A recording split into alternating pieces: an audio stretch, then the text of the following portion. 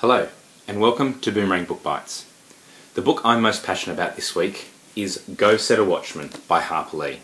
It's the book everyone is talking about. It's divided people before they've even read it. So, my review.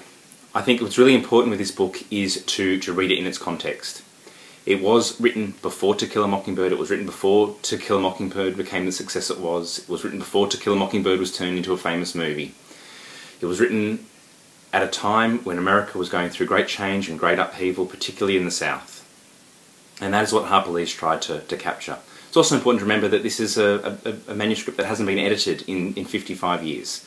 So it's of its time, it's about its time, and it's before To Kill a Mockingbird, even though the events are set 20 years after. I do have to say I really did love this book though. Having done a reread of To Kill a Mockingbird in anticipation of the release of this book, I fell instantly into the voice of Scout. It's the same voice from To Kill a Mockingbird, primarily because I think Scout is retelling To Kill a Mockingbird from the same period of time, from the same point of view. But what To Go Set a Watchman is really about, it's about, almost looking at ideals that are set up on a pedestal, that are kind of above reproach, and bringing them down. And I think that's what's worried a lot of people who have read the book and a lot of people who haven't read the book. Atticus Finch has been put up there as the kind of the folk hero of 20th century literature. But, we've kind of put him up in this place, and I think our ideals of him have already changed. We've already put our own kind of senses onto him. So for that to be changed again, I don't think is that big a deal that it is being made out to be. I mean, our version of Atticus Finch is greatly influenced more by the movie, I think, more than the original book.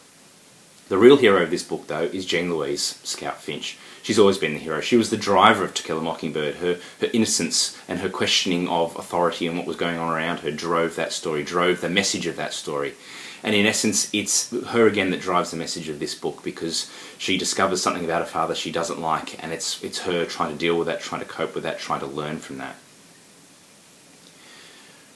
A lot of people aren't going to like this book. They're not going to like how the beloved characters they've had have changed, but I think that's the message of this book. People do change. People aren't perfect.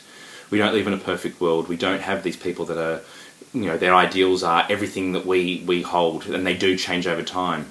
Circumstances change how we think.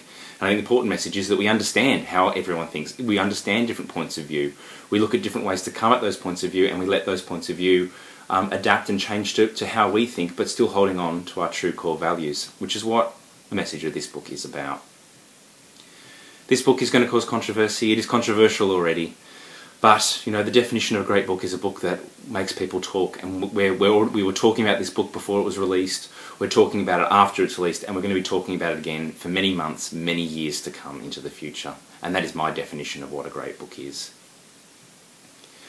So while I can understand people's hesitancy, I think this is a great book. It's not a perfect book by any means. It could have been structured differently, but that's not the genesis of this book. This is not where it's come from. It's a great addition to the canon that is To Kill a Mockingbird. It's a book to make you think. It's a book to make you question, and I do highly recommend Go Set a Watchman by Harper Lee.